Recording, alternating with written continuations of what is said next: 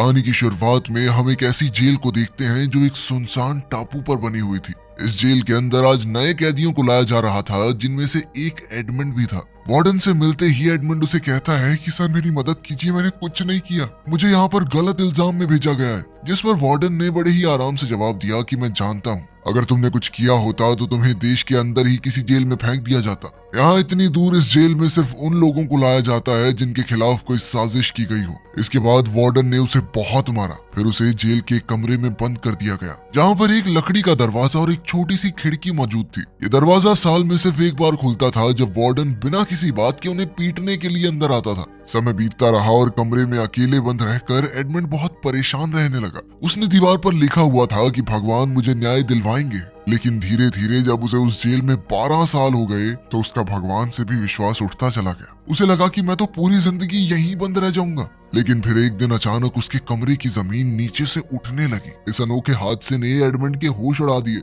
उसे लगा जैसे कोई भूत उसके सामने आ गया हो। कुछ देर घबराने के बाद एडमंड ने देखा कि जमीन के नीचे से एक इंसान बाहर आ रहा था। जमीन के नीचे से निकला हुआ यह आदमी एबे है, जो कि यहाँ से नीचे वाले फ्लोर का कैदी है। पिछले 5 साल से वो एक सुरंग खोद रहा था। किस्मत ने ऐसा चक्कर चलाया कि वो सुरंग सीधा एडमंड के कमरे में आ निकली, मानो भगवान का कोई इशारा हो। एबे के आने से एडमंड को एक साथी मिल गया था, जिससे वो बातें कर सके, क्योंकि इतने समय से कमरे में अकेला बंद रह के वो पागल सा होने लगा था। इसके बाद एबे ने बहुत उत्साह से एडमंड को अपने कमरे में बुलाया। उधर एडमंड बहुत खुश था कि उसे पत्थरों से दीवार पर निशान बना बना के समय नहीं काटना पड़ेगा। और जैसे ही एडमंड एबे के कमरे में घुसा तो वो वहां का नजारा देखकर हैरान रह गया। एबे का कमरा बाकी कैदियों की तरह नहीं था, एक ठीक ठाक से होटल की तरह कह सकते हैं। वहां उसके आराम के लिए कुर्सियां थी और शेल्फ पर पता नहीं कितनी किताबें पड़ी थी। एबे ने एडमंड से वादा किया कि अगर वो सुरंग की खुदाई में उसकी मदद करे तो बाकी बचे समय में एबे उसे पढ़ा सकता है। एडमंड के पास वैसे भी कुछ खास करने को था नहीं, तो उसने तुरंत ही हाँ कर दी। इसके बाद वो दोनों खुदाई का काम शुरू करने ही वाले थे कि तभी उन्हें गार्ड के कदमों की आवाज सुनाई दी। डर से कांपता हुआ एडमंड तुरंत अपने कमरे की तरफ भागा और फिर उसने जल्दी से कचरे वाली टोकरी तैयार कर दी, क्योंकि गार्ड उसके फ्लोर पे भी आने ही वाला था। इस जेल में कमरे का दरवाजा सिर्फ 2 बार ही खुलता है, एक बार कचरा लेने और एक बार शाम का खाना देने के लिए। इसके अलावा पूरे दिन में दोनों के पास बहुत वक्त होगा, जिसमें वो बिना पकड़े जाने की चिंता किए आराम से खुदाई कर सकते हैं सुरंग की। इसके बाद एबे ने अपने बालों का एक छोटा सा गुच्छा काटा, पत्थर से चिंगारी निकालकर उसने बालों को जलाया और एक मोमबत्ती रोशन की। फिर वो दोनों जैसे तैसे सुरंग में घुसकर आगे खुदाई करने लगे। नीचे बहुत कम जगह थी, तो खोदना कोई आसान काम नहीं था। एबे का अंदाजा था कि इसी स्पीड से चलते रहे तो जमीन के बाहर तक पहुंचने में उन्हें कम से कम 3 साल और लगेंगे। एक दिन आराम करते हुए एडमंड को एबे की ही एक किताब में पता चला कि एबे कभी एक बहुत अच्छा तलवारबाज सिपाही हुआ करता था। इसके बाद तो एडमंड ने जिद पकड़ ली कि अगर एबे उसे तलवारबाजी नहीं सिखाएगा तो वो नहीं खोदने वाला आगे सुरंग। एडमंड का अब अपनी जिंदगी में सिर्फ एक ही मकसद था, अपने दुश्मनों से बदला लेना। उसकी बातें सुनकर एबे मान गया और एडमंड को लड़ाई का हुनर सिखाने के लिए तैयार हो गया। एबे ने समझाना शुरू किया कि रफ्तार ही एक योद्धा की सबसे बड़ी ताकत है। एबे ने कमरे में टपक रही बूंदों से एडमंड को एक तकनीक सिखाने का सोचा। उसने टपकती हुई पानी की धार से अपना हाथ इतनी तेजी से गुजार दिया कि वो गीला ही नहीं हुआ, और कहा कि जिस दिन तुम्हारे हाथ इतने तेज हो जाएंगे उस दिन एक काबिल योद्धा बन जाओगे तुम। इसके बाद एबे वापस खुदाई करने चला गया और उधर एडमंड ने अपनी प्रैक्टिस जारी रखी। कुछ दिनों बाद एबे ने दरवाजे से लकड़ी के फट्टे तोड़कर नकली तलवार बना ली और एडमंड को बढ़िया तरीके से तलवारबाजी सिखाने लगा। जब उसकी तलवारबाजी की ट्रेनिंग खत्म होती तो एडमंड पढ़ाई पर ध्यान देता। अब उसका पूरा दिन पढ़ाई, खुदाई और तलवारबाजी की प्रैक्टिस में ही निकल जाता। कुछ महीनों बाद एडमंड की तलवारबाजी में जबरदस्त सुधार आया। अब एबे को दिखने लगा था कि एडमंड उससे भी बढ़िया तलवारबाज बन चुका है। एक शाम बातचीत के दौरान एडमंड को पता चला कि एबे पहले स्टेडियाज नाम के एक बहुत ही अमीर परिवार के लिए काम करता था। उसके मालिक ने बहुत दौलत कमाई थी और अब नेपोलियन ने एबे को इसी खजाने की जानकारी हासिल करने के लिए कैद करवा रखा है। ये सुनकर एडमंड को बहुत गुस्सा आया, क्योंकि वो भी नेपोलियन के धोखे की वजह से ही अंदर बंद है।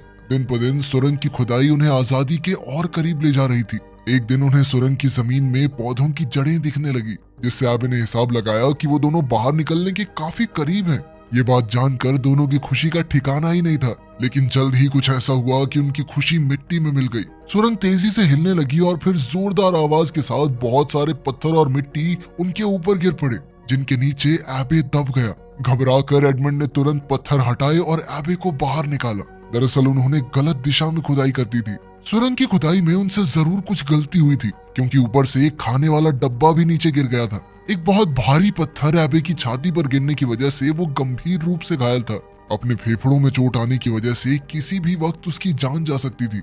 अपने आखिरी लम्हों में एबे ने कमजोर आवाज के साथ एडमंड को बताया कि कमरे में एक पत्थर के नीचे एक किताब मिलेगी। उस किताब के भी नीचे कुछ छुपा हुआ है। एडमंड को वहां से उसी खजाने का नक्शा मिला जिसके चक्कर में एबे यहाँ कारागार में बंद था। नक्शे को देखकर एडमंड बहुत चक्कर रह गया। एबे ने उससे वादा किया कि वो इस दौलत का इस्तेमाल हमेशा अच्छाई के लिए करेगा और गलत कामों से जितना हो सके दूर रहेगा। एडमंड ने वादा किया, जिसके थोड़ी देर बाद ही एबे की मौत हो गई। एडमंड की आंखों में आंसू थे, क्योंकि उसे लग रहा था कि वो दोबारा से अकेला हो गया।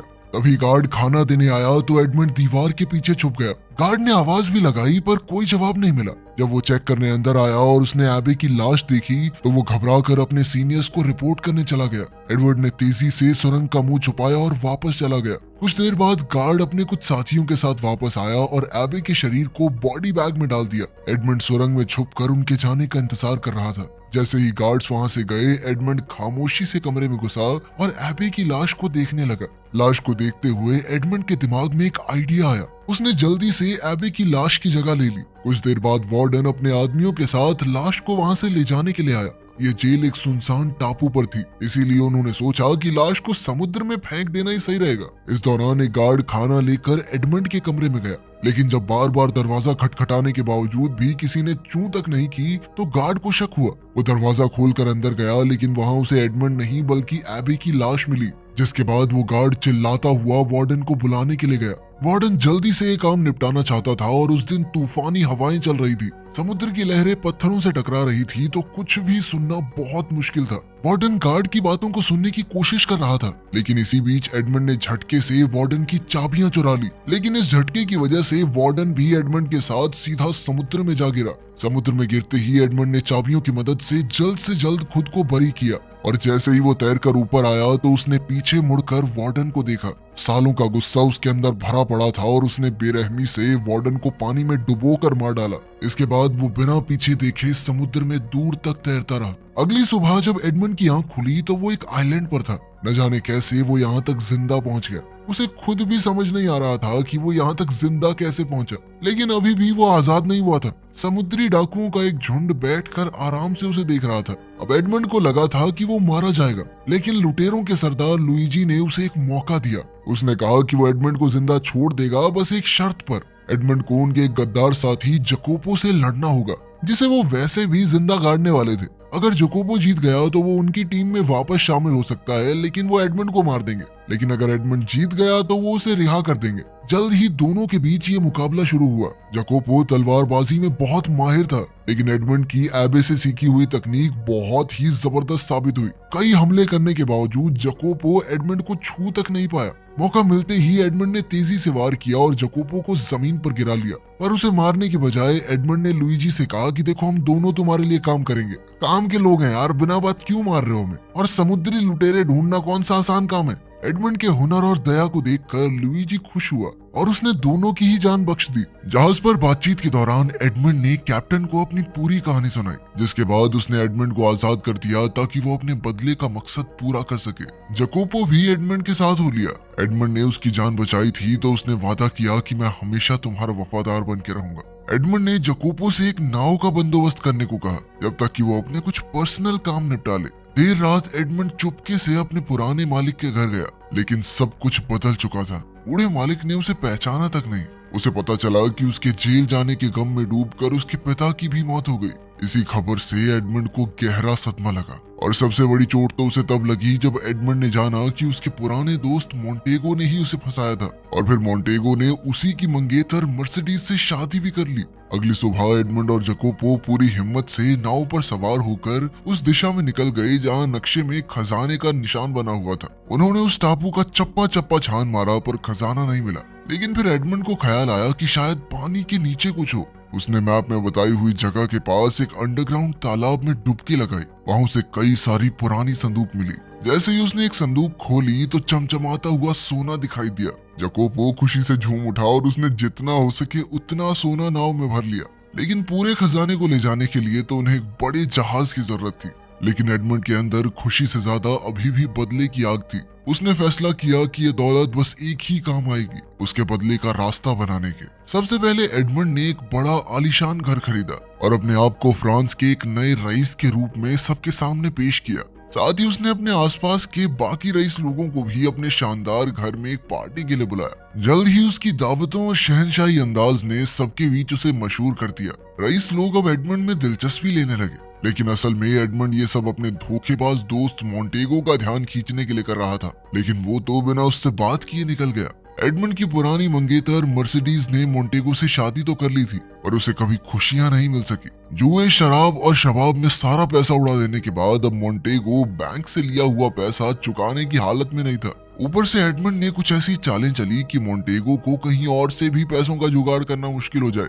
जकोपो ने एडमंड को खबर दी कि मोंटेगो का एक बेटा भी है, एल्बर्ट, जिसके बाद एडमंड ने एक सुंदर औरत और अपने लुटेरे दोस्तों के साथ मिलकर एल्बर्ट की फर्जी किडनैपिंग करवाई, ताकि फिर एडमंड खुद मसीहा बनकर उसे बचा सके। प्लान काम कर गया और एल्बर्ट को यही लगा कि वाइस बंदे ने तो मेरी जान बचा ली।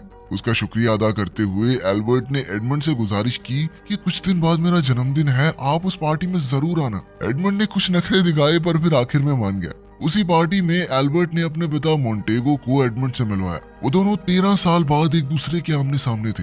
एडमंड का हुलिया अब इतना बदल गया था कि मोंटेगो ने उसे पहचाना नहीं, लेकिन मर्सिडीज ने जैसे ही एडमंड को देखा उसे एक अजीब सा एहसास हुआ, पर वो समझ नहीं पाई कि ये है कौन। लेकिन कुछ देर बाद जब एडमंड एक खास तरीके से अपने बालों को घुमा रहा था तो मर्सिडीज तुरंत पहचान गई, क्योंकि ये एडमंड की पुरानी आदत थी। एडमंड ये जानता था कि मोंटेगो को पैसों की सख्त जरूरत है और इसीलिए वो उसके आगे बढ़ा चढ़ा कर बोलने लगा कि भाई मुझे तो एक खास जगह से सोना मिल गया बहुत सारा, और कल ही जहाज में 100 किलो सोना आएगा यहाँ पे मेरा, और विल्फोर्ड साहब सब कुछ आपको क्लियर करवाना पुलिस से। विल्फोर्ड एक करप्ट मजिस्ट्रेट था जिसका इस इलाके की पुलिस पर पूरा काबू था। एडमंड की बातें सुनने के बाद विल्फोर्ड ने मोंटेगो के साथ मिलकर एक प्लान बनाया, जिसमें वो एडमंड का खजाना यहाँ आने से पहले ही लूट लेंगे और फिर सारा सोना उनका। जिस पर मोंटेगो ने कहा कि एक आदमी है जो इस काम में उनकी मदद कर सकता है। दरअसल एडमंड को जेल भिजवाने में भी इन्हीं 3 लोगों का हाथ था और एडमंड ने अब जानबूझकर इन्हें इकट्ठा किया था। खैर, पार्टी खत्म होने के बाद मर्सिडीज चुपके से एडमंड की घोड़ा गाड़ी में जा बैठी। रोते हुए उसने बताया कि मोंटेगो ने उसे धोखा दिया, कहा कि एडमंड को फांसी हो गई। एडमंड को डर था कि यह सच उसके बदले के प्लान को बिगाड़ ना दे, इसीलिए उसने अभी के लिए मर्सिडीज को वापस जाने को कहा। इसके बाद हमने देखा कि एडमंड का सोने वाला जहाज लूट लिया गया। इसे अंजाम देने वाला मोंटेगो का ही आदमी था, जिससे एडमंड को अपना बदला लेना था। वो आदमी सोच रहा था भाई आसानी से चोरी होगी, मजा आ गया, पर तभी गार्ड्स ने वहां आकर उसे पकड़ लिया। वो भागने लगा तो सामने से एडमंड आ गया। आदमी ने लड़ने की कोशिश की पर एडमंड ने रस्सी का फंदा उसके गले में डाल दिया। मारने से पहले एडमंड ने उसे अपनी असली पहचान बताई, ताकि उसे याद तो आए कि वो किस गुनाह के लिए मरा है। अब अगला निशाना था मजिस्ट्रेट विल्फोर्ड। सालों पहले इसी मजिस्ट्रेट ने नेपोलियन की चिट्ठी के चक्कर में एडमंड को फंसाया था। मजिस्ट्रेट का बाप खुद नेपोलियन का सपोर्टर था, लेकिन पावर हासिल करने के चक्कर में मजिस्ट्रेट ने अपने ही पिता को मरवा दिया और इल्जाम एडमंड पर लगवा कर उसे जेल भिजवा दिया। लेकिन अब एडमंड ने बातों बातों में बड़ी चालाकी से मजिस्ट्रेट से ये पूरी बात बुलवा ली। विल्फोर्ड ने भी सब बोल दिया, क्योंकि वैसे भी एडमंड ये सब साबित नहीं कर सकता। लेकिन कमरे में पुलिस पहले से मौजूद थी, जिन्होंने विल्फोर्ड की पूरी बात सुन ली और उसे पकड़ कर ले गई। उधर कंगाल हो चुका मोंटेगो भागने की तैयारी कर रहा था, लेकिन मर्सिडीज ने उसके साथ चलने से साफ इनकार कर दिया। साथ ही उसने बताया कि एल्बर्ट उसका बेटा असल में एडमंड और मर्सिडीज का बेटा है। एडमंड के अरेस्ट के वक्त वो प्रेग्नेंट थी और इसी मजबूरी में उसने मोंटेगो से शादी कर ली। मोंटेगो गुस्से में चिल्लाया, पर उसके पास कोई दूसरा रास्ता नहीं था। वो एक पुराने किले में गया जहां उन्होंने चोरी का सारा खजाना छुपाया था, लेकिन संदूकें खोलने पर उनके अंदर से सिर्फ रेत ही निकला।